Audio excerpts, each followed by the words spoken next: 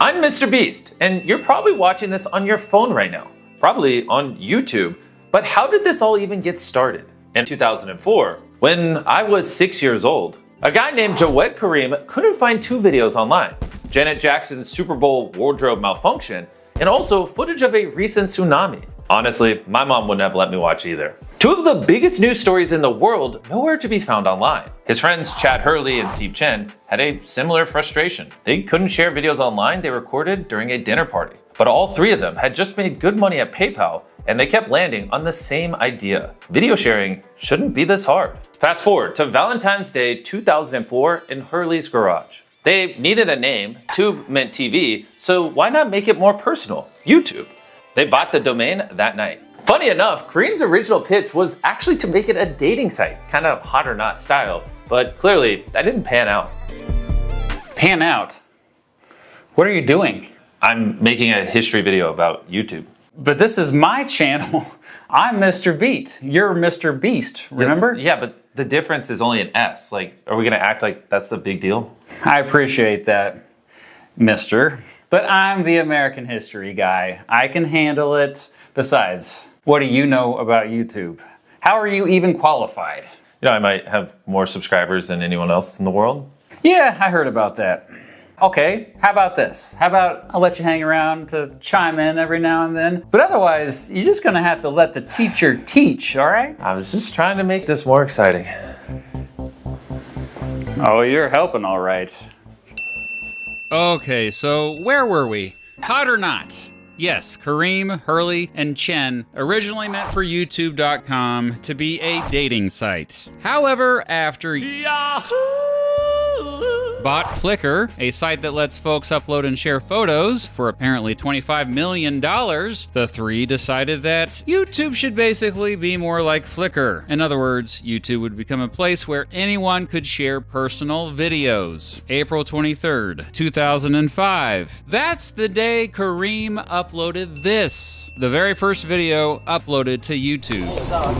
Really long fronts, and that's cool.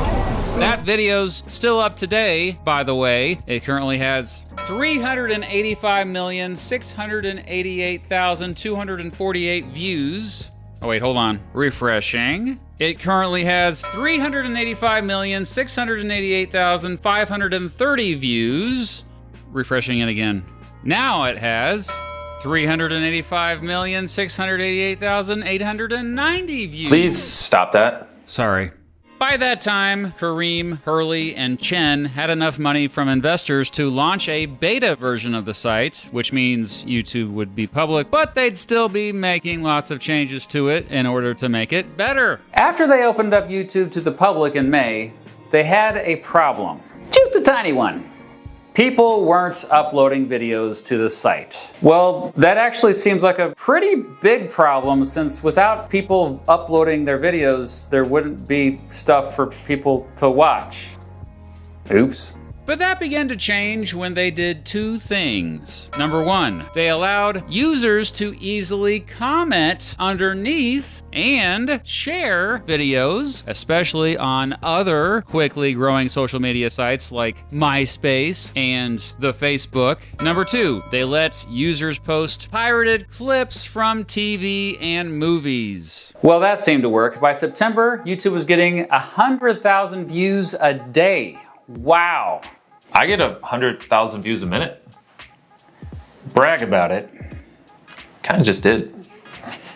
This, a Nike ad uploaded by some random person, was the first YouTube video to break 1 million views. By the time the site went fully public on December 15th, 2005, YouTube was getting 8 million views a day. But not everyone appreciated the fact that YouTube let users post pirated clips from TV and movies You know, like the people who made lots of money from TV and movies. In February 2006, after this Saturday Night Live video went viral on the site, NBC asked YouTube to take it down for real. But flash forward to just a few months later, and NBC was like, we're good, and paid YouTube to promote some of its shows. On May 18th, 2006, I decided to post my first ever video on YouTube.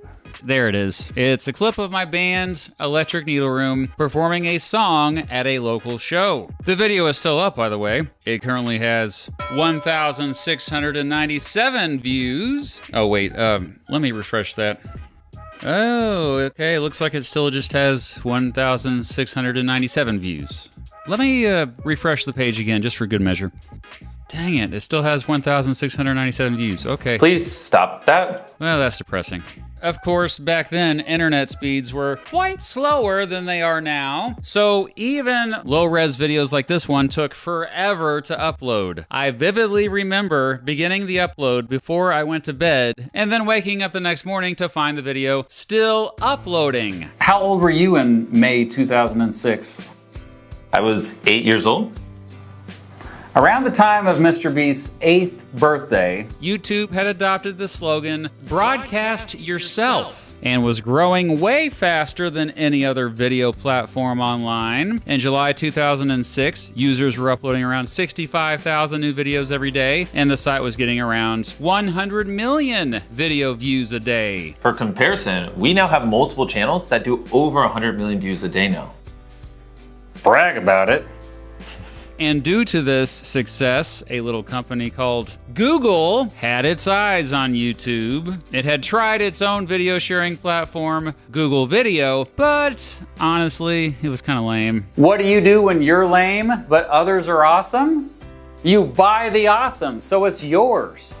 Or buy the others who are awesome, so that you can be awesome. On October 9th, 2006, Google announced it had bought YouTube for $1.65 billion in stock. At the time, YouTube had only around 65 employees. As it turns out, YouTube was one of the best investments Google ever made. In part due to Google's infrastructure and money it needed to scale up, the site continued to dramatically grow. 2007 was indeed a huge year for YouTube. In May, the site started its partner program to let people get paid for the videos they posted. Basically, the uploader of the video got to share the revenue produced by advertising on the site. And it was way more generous than any other site. Even to this day, YouTube usually takes 45% of the advertising revenue from videos in the partner program, with 55% going directly to the uploader. I know that to this day, I still make most of my money from YouTube ad revenue. What about you? Back in 2007, though, only a select few creators could make ad revenue from their stuff. Still, within months, some of these creators were already making six-figure incomes from YouTube alone. This 56-second viral video Ouch! Ouch!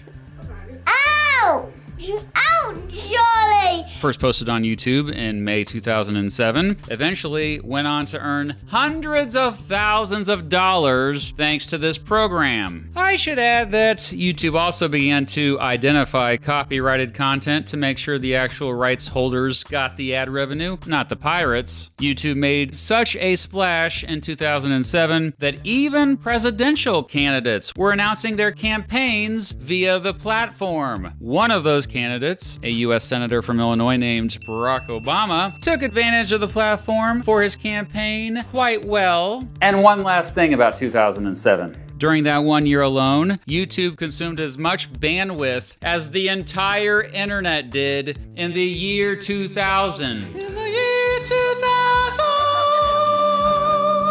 Holy wow. By 2008, vlogs were all the rage. What is a vlog, you may be asking? Well, it's like a blog, but in video format.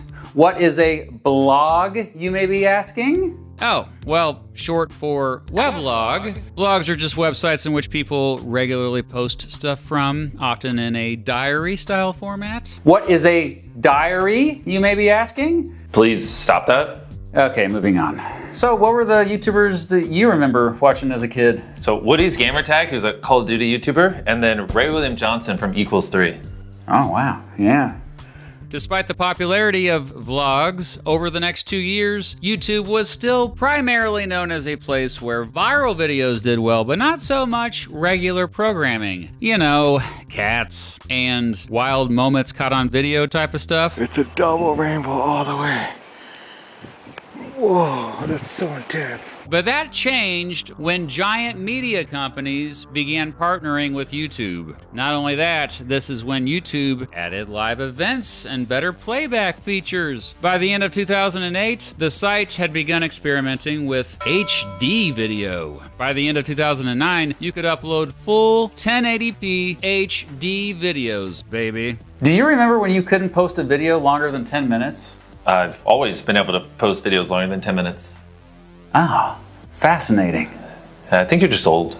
In July 2010, John and Hank Green, famous on YouTube for their Vlogbrothers channel in which they sent weekly vlogs to each other for the whole world to see, held the first VidCon, a convention for video influencers. Over the following years, it'd go on to become one of the biggest gatherings of creators, fans, and brands in the world. Yeah, we've been a few times. By the way, John and Hank are still sending each other weekly vlogs. It's like the world's longest conversation. On July 29th, 2010, YouTube officially increased the upload video length limit from 10 minutes to 15 minutes. Eventually, YouTubers, as they were now called, could unlock way longer video lengths through verified accounts. As a matter of fact, verified accounts now can post videos up to 12 hours long. What's the longest video you ever uploaded to YouTube?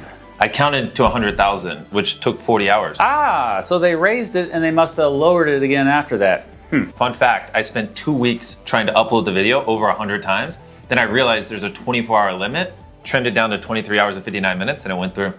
That's why parts of it are sped up, right? Yeah, exactly. Yeah, I remember watching that whole thing and Mrs. Beat came in and she's like, "What are you watching?" Do you remember that actually? Also by 2010, a company called Vivo was providing music videos to YouTube. Music videos quickly became the most popular on the platform since, I don't know, I guess music is a big deal or something. Since this time, every video that has become the most watched on YouTube has been some sort of music video. Today, the most watched YouTube video of all time is, unfortunately, the Baby Shark dance, which is quickly approaching 17 billion views. Ugh, that's disgusting.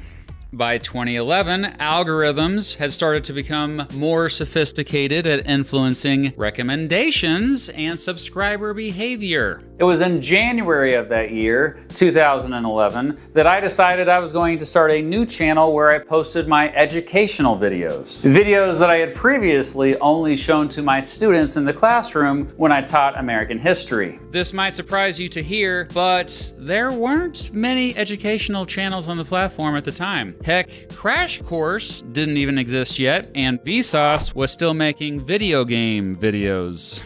Heck, in 2011, there also weren't many news and politics videos, beauty and fashion videos, reaction content, or even kids content. However, over the next 5 years, YouTube became a platform for careers, not just viral hits. Channels like PewDiePie and Smosh began to accumulate millions of subscribers. YouTube developed its own culture. Video creators began to take sponsorships, sell merchandise, and do live events. Multi-channel networks, or MCNs, became a thing to organize bigger operations. YouTube expanded globally with localized sites and languages. As smartphones became more common, more and more folks began to exclusively watch videos on their phones. I don't think we appreciate today how wild of a change that truly was, to be able to watch a video on your phone.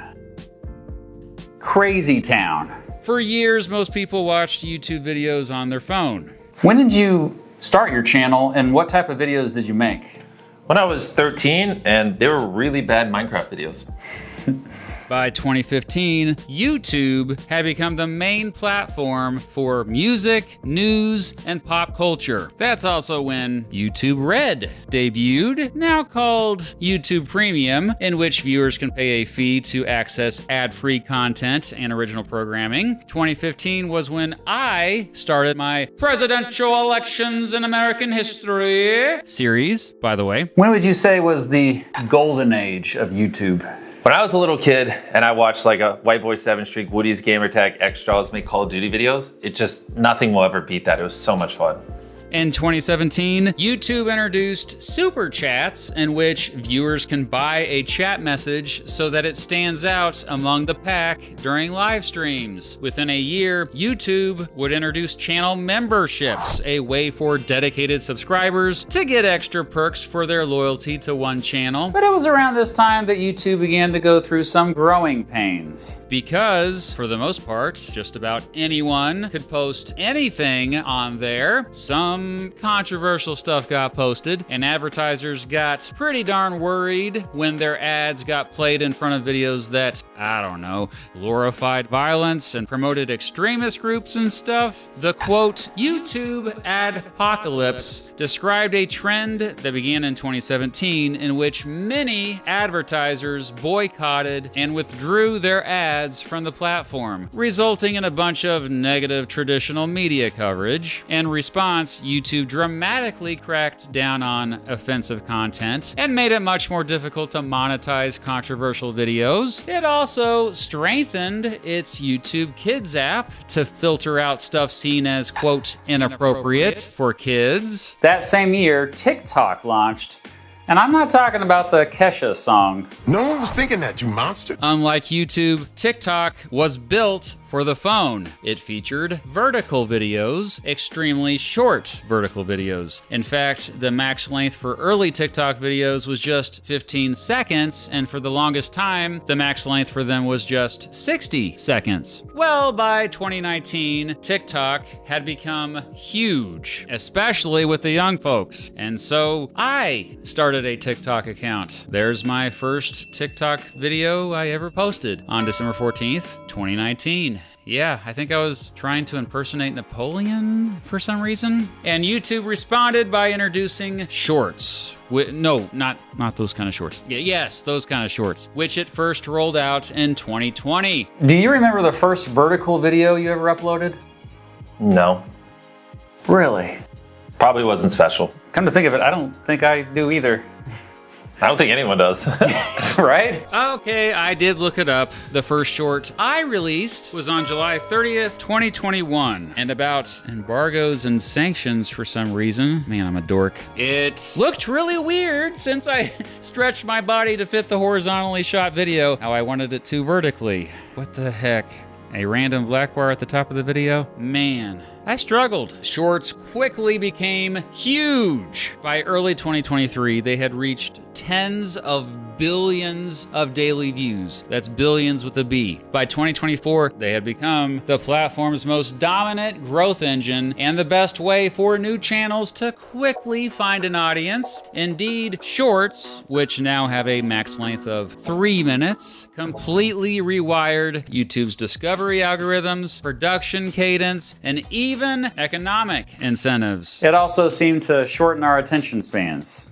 The COVID-19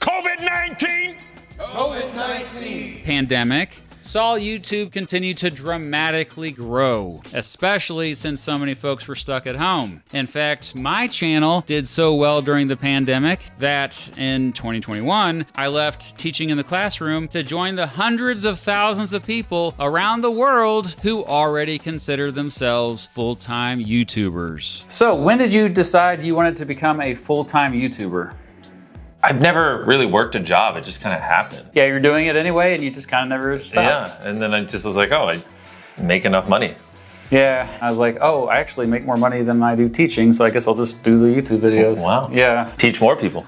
Yeah, exactly. Despite the popularity of shorts, YouTubers were now making more epic long-form content than ever before. We're talking really high production values, which now compete with the big-budget Hollywood studio films. Oh, you want an example? On November 24th, 2021, Mr. Beast, The guy who keeps trying to take over this video, released a video called $456,000 Squid Game in Real Life, a video based on the hugely popular South Korean Netflix show Squid Game. The video took $3.5 million to produce, and its recreated sets were visually stunning. Mr. Beast's ambition, I'd say, paid off, as the video got 100 million views in less than 3 days and currently has around 914 million views. In recent years, YouTube has rolled out new features like automatic language dubbing, shopping timestamps, video chapters, premieres, and AI filters, which has been interesting. Last year, YouTube made more than $36 billion in ad revenue alone. Today, YouTube is the second most visited website in the world. The only site that tops it, Google search. YouTube is now mostly on the big Black Mirrors, not the small ones. Yep, more people watch YouTube on TV today than any other device. One could argue that YouTube is bigger than every cable and broadcast network combined. Today, there are literally tens of millions of YouTube channels. based on my estimates, I believe there are at least 2 million people around the world today that do what we do. YouTube full time. I argue it now has created more millionaires under 30 than Hollywood or the TV, film, or music industries ever did. YouTube has turned hobbies into careers. It has democratized and decentralized media production, distribution, and fame. The term, quote, influencer only became a thing due to YouTube. It's changed how we learn and how we interact with each other. It changed advertising and commerce. It's transformed politics, culture. It's now the dominant discovery platform, from music to food to clothing to everything in between. Simply put, YouTube has continued to keep the spirit of innovation and creation more alive, arguably more than any other place today, digital or physical. Which brings us to today. And who better exemplifies YouTube's impact and influence than the most impactful and influential YouTuber of all time? One who has dramatically changed the world through their philanthropy and cultural influence. I'm talking about Scottman, of course. Scottman895 Travel. Oh, and Mr. Beast. I can't believe all this started with a wardrobe malfunction. History is weird, man. You can say that again.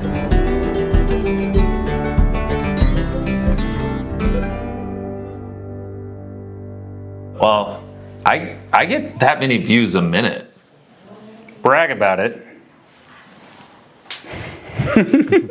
I just keep walking off every time. I'm putting the biggest YouTuber in the world to shame.